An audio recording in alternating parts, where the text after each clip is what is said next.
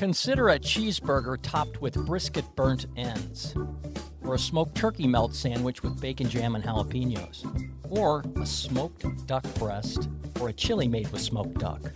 What do they all have in common? We're going to talk about them and a whole lot more in this edition of Arch Eats that we're calling Unusual Barbecue Dishes and Where to Find Them. This episode of Arch Eats is sponsored by Opera Theater of St. Louis. Hello, I'm George Mahey, dining editor of St. Louis Magazine, and with me is my smoking pal and co-host. Oh, thank you for that introduction, George. This is Cheryl Bear, and I am super hungry after that. We will also delve into why we hate those little 3-compartment styrofoam containers, but first we'll start off on a happy note. It's what I can't stop thinking about this week. Well, it's funny that you're talking about the styrofoam containers later on and how you aren't the biggest fan of them. I'm not either, because what I can't stop thinking about is I had the most flawlessly prepared to-go order from Wonton King thanks to the packaging. They wrapped everything individually. Every single thing was wrapped in the perfect amount. And this sounds funny, the perfect amount of plastic wrap so that it would still sit upright. You know, sometimes it piles at the bottom, so then you can't set it on the thing. It was almost like it was shrink wrapped. We had no spillage, overfilled containers. The food was so hot I couldn't eat it at first when I got it. It was just incredible. And I'd also like to give a shout out to their dumplings, which were just magical. I thought at first you were going to say, and the dumplings came in foil that they wrapped in the shape of a swan. Exactly. I thought it was one of those. I mean, I can't say it was the most artistically prepared, but man, it was just so thoughtfully done with care. Beautiful. I'm going to swing over to Piccadilly at Manhattan, trying to keep this a little bit in theme today. I recently had a half rack of spare ribs. It's a special there at Piccadilly often. And they're as good as any ribs in town. I'm telling you, these are dry rubbed and cooked over charcoal and hickory. And here's the kicker, on a 37-inch King Ranch Weber kettle. You know those big monster kettles? Awesome. That's how they cook them. That's Love one it. of their secrets. Weber kettle's a classic. It is. It works. And they kind of very lightly sauce them at the end. It was more like a glaze. And it's served with a really good coleslaw and outstanding barbecue beans that I find out had 10 ingredients. Anybody that wants those ingredients, I'll give them to you because Molly gave them to me. Some unusual things in there. So good. Go for the ribs. Don't miss out on the beans. Can you get ribs with a side of pot pie? Might be a bridge too far. So that's what we can't stop thinking about this week. We'll be right back. Opera season is back, bigger and better than ever before. Opera Theater of St. Louis celebrates its 50th festival season this May and June with 4 vibrant new productions. From a bubbly comedy about a champagne-soaked costume party to a poignant world premiere about a Harlem brownstone and the family it houses, there's something for everyone. Plus, with pre-show picnics and post-show cocktail parties, a night at the opera is truly a feast for all your senses. Learn more at experienceopera.org. And now, back to the show. We're going to get into these unusual barbecue dishes, and I should preface it by saying that I did a TV spot for Studio STL on the exact same thing, which kind of got me in the mood to think about these things. Sometimes you just don't want pulled pork or ribs or brisket. Not that there's anything wrong with any of that, but sometimes you're in the mood for something a little different. So that's what kind of prompted this discussion. And I had a few things I talked about on TV, and Cheryl goes, well, wait a minute, I got a few of those myself. And so here's the episode. Go ahead and start. Well, Adam's Smokehouse. We love Adam's Smokehouse for many reasons, but there are 2 things in particular I love there that are a little bit different than what you find at regular barbecue restaurants. The first one is their smoked salami. You know, we always talk about Joya's, which is the gold standard. I mean, who doesn't love Joya's? But there is another wonderful hot salami in town, and that is their smoked salami, which is a blend of pork and brisket. A lot of smoked garlic in there. You will be keeping the vampires away when you eat this. But it's so wonderful. The texture's just great. Have you had the salami there before? I have. And you're gosh. right. Joyous gets all the thunder for that. Yeah. But this is a really good, just a different version. And Joya's is wonderful. This is not a knock on them. This is just saying if maybe you're in a hot salami mood and want to try something different, this is a great, great option for you. But another thing I really like at Adam's, and we're going to call out a friend of the show and a friend of St. Louis Magazine here, Mike Emerson, who I always refer to as Pappy's Pitmaster Emeritus. He doesn't always admit this to everyone. His daughter's vegan, and she swears by the smoked jackfruit at Adams. And Mike swears by it as well. It's so wonderful. And I understand that you have a story Well, and let's about first, this. jackfruit is one of the weirdest foodstuffs Oh, it is. imaginable. When it's green, it's chewy and Mhm. firm and meaty, and Mhm. it shreds well. So it's kind of a blank slate. It Yeah. lends itself to whatever sauce or spice you're putting with. Yeah, it looks like a pulled pork or a So pulled chicken. exactly. And, you know, then again, a ripe jackfruit is sweet and similar to other tropical fruits. Mhm. It's orange and it tastes between a mango and a banana. Mhm. I've never seen a ripe one, I don't think. I No. just see the green ones. And yes, these jackfruit sandwiches will fool everybody. I was on the John Carney show one day, and I think it was this jackfruit from Daly's, which Mhm. also does a Also version. really good. And I just said, just give it to him and see what he says. And sure enough, and he goes, man, this is some of the best pulled pork I've ever had in my life. Oh, no. So it fools the carnivores. It's fine, Yes. obviously, for the vegans. You see a jackfruit sandwich, ignore the weird name and just go for it. It's a really good experience. It's wonderful. So that's one of my favorite ones right out of the gate. What about you? Out in Wentzville, Mhm. take a little mini road trip out to Wentzville to Duke's Smokehouse. They've got obviously the usual suspects, but they have a crab rangoon at a barbecue place. You got me so far? I mean, But I'm with you. why does it work? They put burnt ends in the crab rangoon. Oh, my gosh. They serve it with two sauces. There's a ginger Duke barbecue sauce and a house-made Alabama white sauce. And the two of them kind of do a teriyaki thing to this crab rangoon as well. It should, right? That's the natural topping for crab rangoon. Anyway, great item. Now, is there still cream cheese in it? No, Okay, so it's just the meat. And, in, oh, in- that in sounds just a nice wonderful. wrapper with these great sauces. It's just something very unusual. Wow. They do a barbecue salad, and they use something called Heritage Blend lettuce, which I didn't even know what that was. That's a fancy field green, one that's got a little bit more structure to it so it can hold up to things like brisket Mhm. and whatever you want to top it with, and pulled pork, which they do for this barbecue salad. Great salad if you want to go a little bit healthier, slightly healthier. But the thing that really caught my eye out there, on Fridays and Saturdays only, they do a Wagyu beef burger. Well, they do the Oh, burger all the time, but on Fridays and Saturdays, they put burnt ends on top No. of it. That's So- just obscene. It is Wonderfully obscene. I'm not but- sure how you eat it, but you know, deconstructed, it's delicious. You just kind of have to smush those burnt ends into the burger on their Hmm. branded bun. They've got a beautifully branded pig bun at Duke's Smokehouse. Just a fun place. Those are three unusual things that you'll find out there. And here's a little news tip. Here's a little breaking news here Ooh. on Arch Eats. Starting in June, they have taken a little prep area and turned it into a pickup window for wood-fired pizza. So they've got a wood Oh, burner get in there. out. It's called Duke's Slice House. It'll be opening in June. And the thing that's interesting about it, he had some interesting consultants. A guy named Bill Cardwell consulted him on this just, pizza. a no name in and- the St. Louis restaurant scene, right? And another exactly, and another guy named Jim Fiala, who happens to Oh my be the owner's gosh. brother-in-law. So there's Caputo flour and grande cheese, all the best ingredients. This is going to be a pizza to take note of, and it's going to be Wow. just this teeny window operating at Duke's Slice House, opening in June. That is some serious culinary firepower. Wow. I'm just thinking of the possibilities of brisket pizza and pulled pork pizza. Oh, man. Yeah, the yeah, it's sky's gonna the get interesting. limit with that. And it's going to be order online and pick up only because it's just a window, but it'll be something for us to wander out to Wentzville to check out. Wow, what a great idea. Well, speaking of pickup windows, I guess pickup trailers. Have you been to Me Hungry, George, the little pickup trailer, or only maybe the storefront? Just the there? storefront Yep. on the Rock Road. The storefront on the Rock Road. So, Me Hungry is such a wonderful Jamaican place. I think it's one of the originals of the Jamaican restaurants here in town.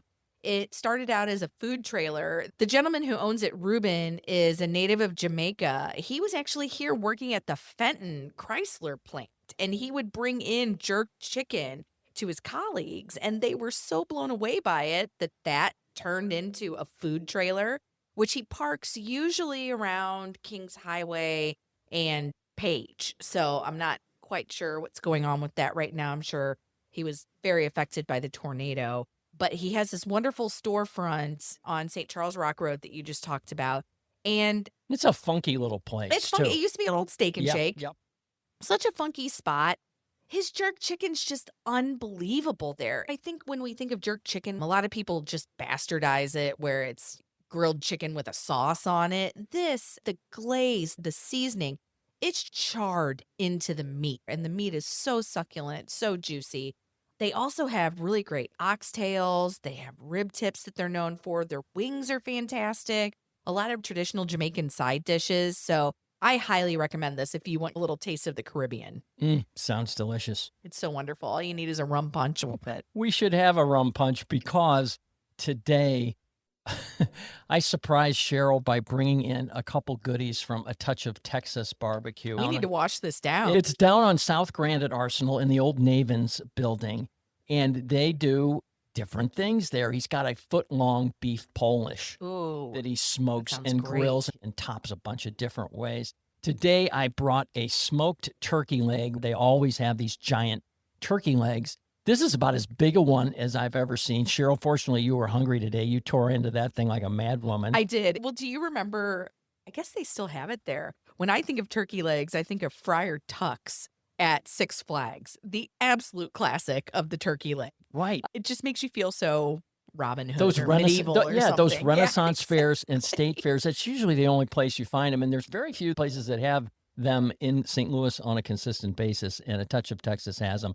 But the other thing that I brought that really blew my mind was I told the owner, don't bring, your basic stuff to this TV thing. I want some unusual things. And he says, I'm going to bring some ribs.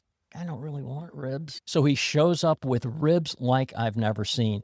It's like a giant double-boned short rib is the best way to describe it. I mean, it stopped me in my tracks when you walked in. I'm like, what on earth are you carrying? If you put your two fists side to side, it's as big as that. And that's a single order. It is Easily. a monster order. The flavor from coming off their smoker is incredible. And the owner, Coach Randall's just a nice guy, and he just loves us, and we love him. I said, can you tell me what wood? He's always kept that wood a secret. He goes, George, I love you, but I'm not telling you what wood I cook over. So I don't love you that much. No, exactly. There's some hickory in there, I'm pretty sure, and it's got a nice, strong smoke flavor to it. But Touch of Texas, great people, great items, great unusual items. Well, not too far from there, we have Shaved Duck, which, what a classic restaurant. I think back of them being one of those OGs of the modern restaurant scene here. Founded in 2008 by Allie Nisbet, also of Scottish Arms fame. What a wonderful place. It started out to me as a little bit more of a gastropub type concept. It was. It's really evolved over the years into a fantastic smokehouse. They shuttered for a while after a pipe burst in 2022. I thought that was it. And then they I come did back too. with new owners. Yes. And it took a long time. I'd pretty much forgotten about the A couple place. years, didn't it? Yeah. And what's interesting is at a place called the Shaved Duck, they better have some duck, and they do. They do. They have duck in two ways that I really, really love. The first one is an appetizer, and that's their classic duck confit. Just duck braised in its own fat, which if you've had duck fat, to me, it may be the superior cooking fat. For French fries, it oh is. my gosh, any sort of potato. Good grief. But that's just delicious. They do it with this lovely juniper cherry jam on toast. And what's so nice is the sweetness of the cherries brings out that natural sweetness in the duck, but then it also cuts through that fat. Duck can be a little fatty, so it cuts through that really well. Then they do a smoked duck breast for an entree. That smoked duck breast to me, again, succulent, wonderful. They also serve it with the juniper cherry jam, so you're getting wonderful pairing there. I am such a super fan of this place. It's somewhere that it's been around so long, sometimes I forget about it, but it's a good one to remember. It is, and I'm glad that they have that many duck offerings because you don't see that, I don't think, You anywhere don't. else in town. They've got all the things that you mentioned, plus they put their roasted duck into chili. So they make a roasted duck chili, which is about as good as chili gets on a cold my God. day. They've got a loaded smoked potato salad. There's a lot of reasons to go to the Shaved Duck. I love it. It's such a classic. Another guy that we featured on the TV show and we'll feature here today, We talk about this guy all the time, David Sandusky, the Beastcraft barbecue owner in Belleville, Illinois. He's actually got locations at Energizer Park and at WashU now. But I said, David, what do you have that's unusual? And he said, my biggest seller, one of my biggest sellers anyway, is a smoked turkey melt sandwich with bacon jam and jalapenos. Oh, that sounds So wonderful. if you're not in the mood for a big, heavy order of meat, just do a nice little sandwich. He's also got a brisket grilled cheese sandwich. That is one of my favorites And there. that's just a great item. And he's got candied bacon. He was one of the originators, I think, of Yes, he candied was. bacon. He sells a lot of that. And I said, make sure you get a side of candied bacon. He brought it to the TV station in a glass. I said, have a glass of candied bacon. It was awesome. But what really caught my eye at Beastcraft, he does smoked pork burnt ends. Burnt ends are beef. They're not pork, but he does one made from pork. Wow. And he smokes them over cherry wood. And then, and this is the kicker, he pours a little caramel sauce on top and a little sea salt. So you've got a salted caramel, smoked pork burnt end. That's unbelievable. It's just unbelievable. I remember doing unbelievable weird things with burnt ends. Do you remember at Naven's they did those salmon burnt ends? Yes, They I did those do for remember Lent. that. We talked about Yes, that. Great They idea. did it for Lent, and it was so popular they ran them on the menu every Friday. But Beastcraft still doing it in Belleville and 2 other locations. Yeah, David Sandusky, he always has something creative up his sleeve. He's kind of this mad scientist. He loves He to go down really the is. rabbit hole with stuff. So he's a lot of fun. One thing that he offers, he does snoots, which is a St. Louis classic. And when I think of snoots, I always think of some of the originators more on the north side of the metro area, places like C&K and Pine Lawn and Roper's on West Florissant, which we have been desperately trying to find out what's going on with Roper's. They were in the path of the tornado, so we haven't seen too much from them. So our thoughts are with them, and we hope that they and their surrounding community are doing well after all of that happened. But snoots are just a St. Louis classic barbecue dish. It is the nose of the pig. Just how it sounds. Just how it sounds. It doesn't actually look like a snoot when you think of it. It's a little bit more. Someone's described it as a cross between pork skin and bacon. So it's kind of along those lines, a little heftier. They are, I'm going to say it's an acquired taste, mostly a texture thing, but they're fun. And I heard you also had a brush with fame. Yes, they're very crunchy, not terribly meaty. It's a texture thing. There's a lot of crunch to them. When I was fortunate enough to interview Andrew Zimmer, it's probably been 12 years, I met him at Smokey O's Barbecue. No longer in business, but again, one of the OGs as far as snoots goes. And Andrew Zimmer knew it. And I just remember standing there looking at him, and he was twirling this thing in front of his eyes, and he was just trying to find the perfect snoot adjective. And he settled on beyond good. And then, as I said in my article, he really hit pay dirt by saying crispy nose bacon. That's what he called it. Crispy nose bacon's a very good Pretty descriptor pretty of apt it. description. Yes. But yes, snoots, you can find them around town. Try that when you're in an adventuresome mood. Yeah, and you won't be disappointed. They can be quite good when prepared the right way. Exactly. And that's a little off the beaten path, but something that isn't, but is down at Sister City's Cajun. You've ever had their dirty chick? No. They take their smoked chicken and they put it over dirty rice and they top it with a big giant scoop of gumbo. Oh, what? It's like the best comfort food dish you've ever had. So that's a great kind of off the beaten path barbecue item too. There's a place out in Creve Coeur, I want to say still under the radar after years and years. They don't do a lot of marketing, and those that know, and it's called Gobble Stop Smokehouse. Aptly named, all they serve is smoked chicken and smoked turkey in various forms. What they have there that's unusual is a turkey rib. And you go, wait a minute, turkeys don't have ribs.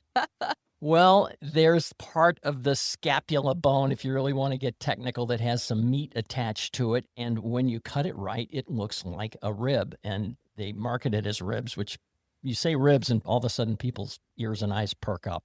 So it's a really good item. They marinate them, they dry rub them, they smoke them, and then they grill them. So you've got the char marks and you've got the smoky perfume and you've got the caramelized skin.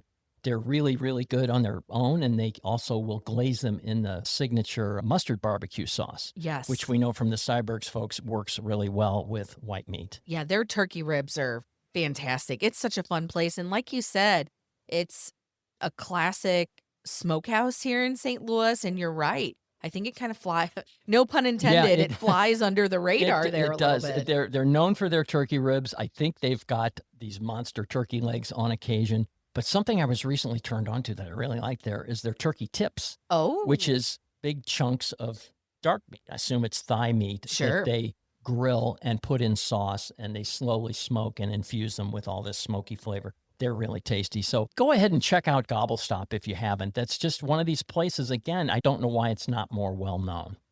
Well, I'm going to go further west from Gobble Stop, and I'm going to stop at a gas station. Sure. Probably because I've had to go so far, I Yeah. need to fuel up here. And it's so funny. My friend actually calls this gas station Gucci Gas because it is the fanciest gas station you will ever see in your life. It's in Chesterfield Valley.